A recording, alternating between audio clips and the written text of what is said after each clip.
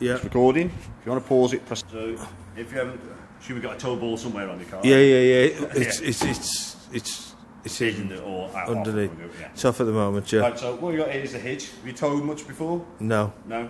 So this handle here, that's the hitch to get it, the locking. So the hitch is locked onto your tow ball. Yeah. Okay. This handle here. Yeah. Has to do with the stabilizer. The stabilizer's there. It uses friction on the tow ball. So the tow ball needs to be grease free, so it needs to be a dry tow ball, and it also needs to be paint free. Yeah. It what it does is slows the movement down of up and down and side to side. Okay, if you load it incorrectly by putting a load of weight at the back end, obviously it'll want to tend to do that. So obviously you always load it with anything heavy like your awning or anything like that over the axle or in your car. Right, okay.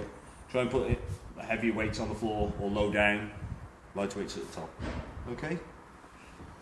Handbrake operation. You just push down and it will spring up, so it's assisted, so it'll bring back up. You haven't got a button or anything on the top of it. Just be careful. I don't know if you saw that then. It does sprung up quite quickly. Yeah. So if you haven't got your hand there, you've got your hand you just flicked it. It's smack your fingers, it hurts. Okay.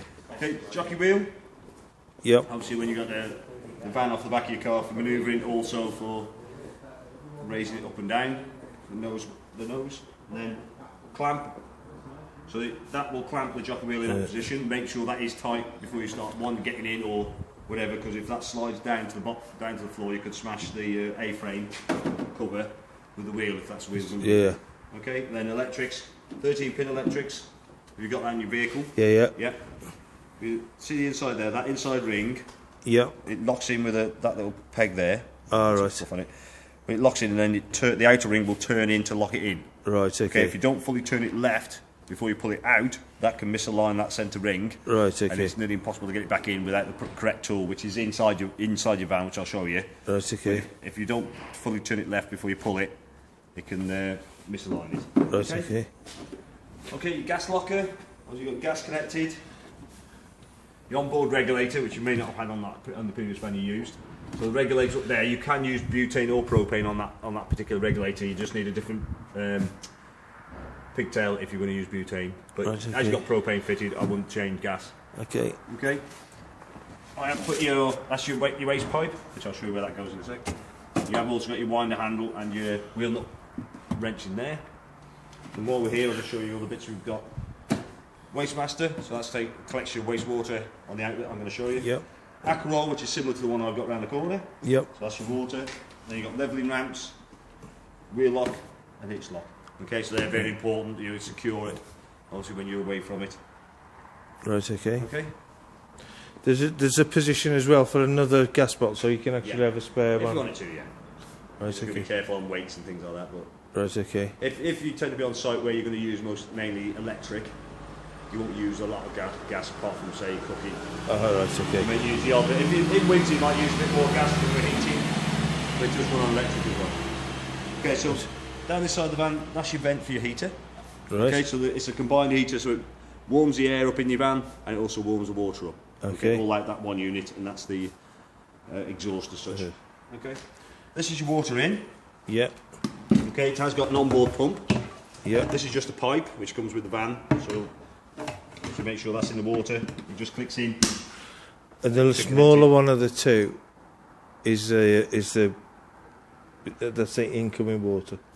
Yeah, so that's what you got, an Aquaroll. Yeah. As it's called, Aquaroll. Yeah. So that's your water one. The waste one is where see them two outlets there. Yeah. So the pipe I've got in there will plug into that and then you just drop. You can get on some of these super pitches. Yep. You can actually have a drain on the site, on the pitch, so you can just have the pipes direct into that, or you might need to extend the pipe to reach it, so you could drain instead of having to use a waste master all the time. The only other thing I've seen is that you can have, if there's a constant supply of water, there's like a float. Yeah, they're probably one of the best. Yeah, if on these super pitches, as I said, you've got a drain, you're likely to have a tap as well. So you can connect direct to that if you wanted to. Right, okay. Which is probably the best way of doing it, because if it does overflow or whatever, it's going to overflow out of there rather than into your van. Okay. Okay. Battery connected. Yep. Okay. 240 connection there. You've got a cable on board. This is my cable, just showing you it up and running. Yep. always connect to your caravan first, then unravel it fully, and then connect it to your bollard. Don't do it the other way around. If you connect it to the bollard, you've then got a live cable you're walking across, possibly wet grass. So obviously it's best not to do that. So always connect to your caravan first. And that's your point for your motor moving. Okay, so that's the key. I will show you that after, because obviously we'll... I was going to say, yeah. Yeah, so that's where you connect to turn the power on for your battery to your motor mover. Okay? Okay. Obviously that's your motor mover underneath there. Again, I'll show you that once we've completed everything else. We'll do the motor mover last. Okay, wastewater outlet, as I said there, comes from the sink and the shower and the bathroom sink as well. Flush tank. So this is a flush tank for your toilet. Right. Okay. Normally you'll put a small amount of pink chemical and top it up with water. Yep. The only time you know it's full when you can see it through the hole. Yep. The only time you know it's empty is when you're flushing it and there's nothing coming out. Right, okay. Okay, waste tank. To remove the waste tank, just lift the orange handle. Yep. And that should slide out easily. If it's not sliding out easily, the likelihood is the wastegate on the toilet, which is inside on the toilet, is not fully closed. So right. If it isn't, just push it all the way back in, go inside, make sure that is closed, then you should be able to pull it out easy. Okay, so the handle is good. handled for transporting it. That's good, yeah. Makes life a bit easier. Yeah. So before you use it, you need to put a blue chemical inside. Yeah. So you've got a little measuring jug on the outside of that, if you can see that. Yeah. So you put an amount of blue chemical in there with around about half to a litre of water. So you do that before you use it, then that's ready there to stop breaking down the nasty stuff. To empty it, through the same hole again. So you press that button as well, that's an air button, so it allows it to flow out easier. Okay. What's that other thing? Yeah, so yeah, I'll just go through that. Right, access inside for cleaning. All right, okay. So you can open that up and clean that out that way if you want. Well, also while I'm opening it is, you can see inside there's a little float. You see that? Oh yeah. When you're washing it, don't thrash it about, because some people thrash it about. Yeah. Trying to clean it, and that might dislodge that float. Right. That float is there as part of the mechanism to show when it's full. There's a little indicator light on the flush tank on top of it. And if you've dislodged that and that's gone down the emptying hole, then it's not going to tell you it's full. Right, okay. Okay, happy with that? Yeah, fine. Good. Just on this plastic ledge, just above the waste tank, is this, which is the that's the drain for your flush tank. Okay, in the winter, make sure you obviously drain your waters down. Yeah. And obviously that one is important as well, so make sure you drain that down. What you can do is flush it into the waste tank if you wanted to, if there's anything left in there. Yeah. The operation of that is also spinning the pump, which is your flush pump, which then obviously drains the water out of the pump as well. So any water kept anywhere can obviously damage it. Just drain the last little bit out through there, so you just pull that plug up the end of there. Right, okay. Okay. Right, now we've gone down this side. Yeah, happy with everything? Yeah, fine. Obviously, normally the first thing when you do when you get onto the pitch is make sure the van's level. Yeah. Okay. So normally you've got some levelling blocks, which is part of your pack. So you've got to check to see if it's that way first. Yeah.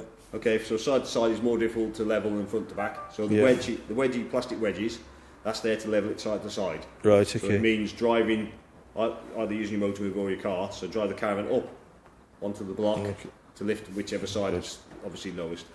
Right, okay. Obviously spirit level will be useful. You can get these little spirit levels just to make sure it's level.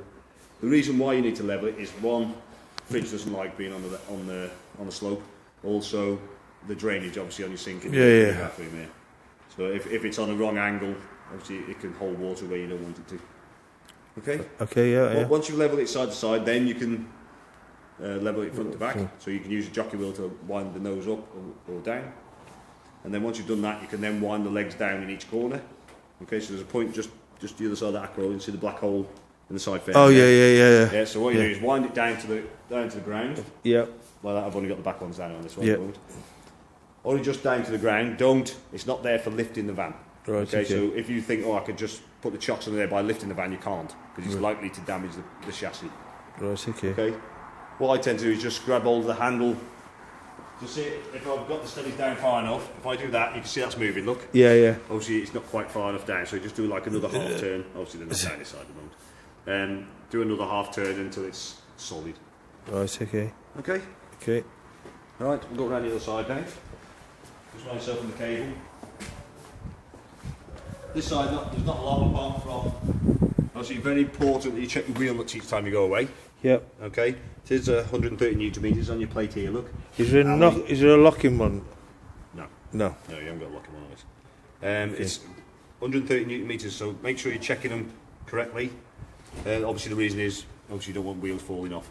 No. Okay. Also, you don't know if someone's been fiddling with them trying to get the wheels off. So always check them before you leave. Okay. Right. And then apart from that, obviously you got your tyre pressure also on there as well. Right. Tyre pressure and also weights are also on that plate. Well, now what's missing? What's that? There's supposed to be a thing that fits across there. Right. What, a lock? A lock or a handle? Lock handle. Yeah. Right. Obviously we'll go back to adjusting on that one. Right. I don't know if your other half wants to come into the warm. I was going to say, hold on a sec, it's a bit warmer in here. So first thing when you come in is switch the 12 volt system on. Yeah. It is on at the moment, but what you do is switch that one on there. Alright. Now that's on at the moment. Yeah. I'll just switch it off. Okay. Alright, okay. Yeah, so first thing what you do is press that. That's your master switch for your 12 volt system. Yeah. Okay, so that switches it on just as a quick check. Showing you 14 volts on your battery at the moment.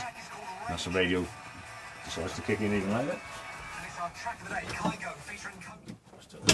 Right. It's also showing, apart from obviously there's a light in the power button to say that's on. 240 connected, leisure battery is connected. Yep. Press the view levels, as I said, it shows you your battery condition. Yep. Okay, as it's going for a charger, that's why it's showing full 14 volts. Obviously, if you weren't connected to electric, you'd be showing your actual battery, which would be 12 and a half, obviously if it's charged. Okay. Okay. So the first thing we normally do when you get into your van is get your water system up and running. Yeah. Okay. Problem is now I'm going to need to go under this bug if you can come to this side. No problem.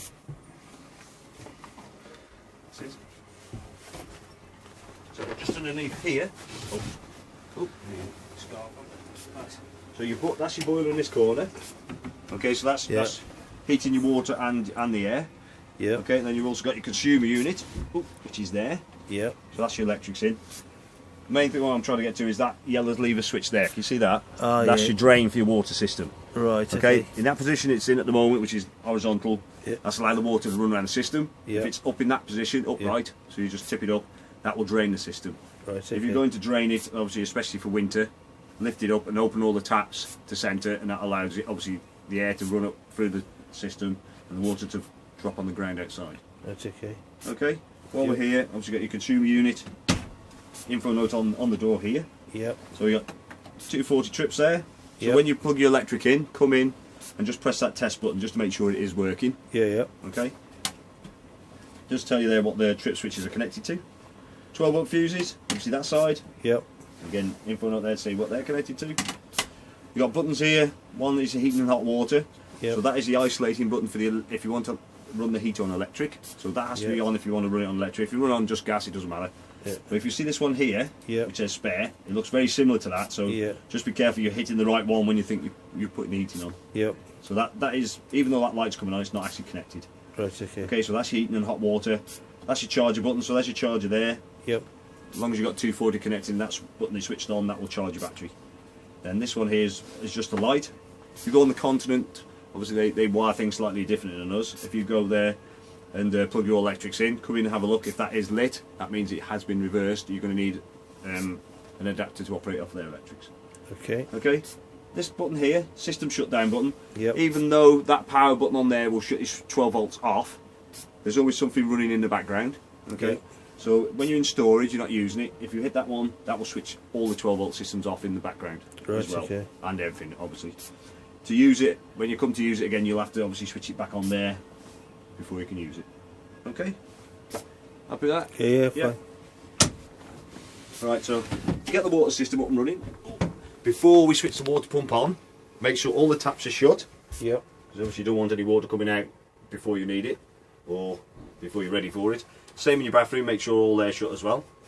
Then switch your water pump on, which is that button there. Okay? Yep. So as long as that button switch is lit, that means your water pump's on. Yep. Open your tap, I always open it to cold first. Make sure I've got water coming up from the Acrol. Yep. You should see it spluttering, which it should do in a second because I pull the plug back. There we go. So normally you'll see that splutter until you get the air out of the system. So that's priming the system. Once you've got that, turn the tap to the hot side and open it up.